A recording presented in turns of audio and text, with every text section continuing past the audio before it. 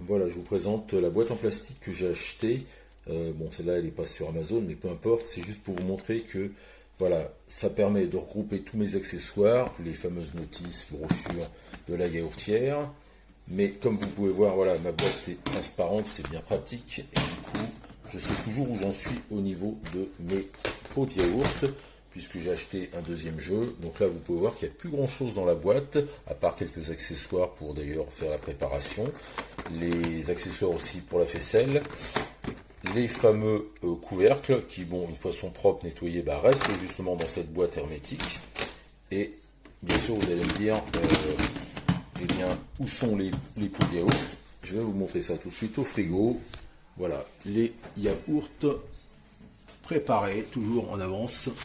Voilà, donc avec des pots différents, des couvercles différents. Donc comme ça, je sais que j'ai un jeu qui est prêt, qui est dans mon frigo, et le prochain sera d'une autre couleur, ce qui est très utile. Et comme vous pouvez voir, voilà, des pots de yaourt d'origine qui sont très très pratiques à empiler, à ranger dans le frigo. Je pourrais peut-être pas en mettre 24 dans le frigo, mais voilà, j'en ai toujours au moins 12 et puis ça part très très vite parce que bah, on en mange facilement. Voilà.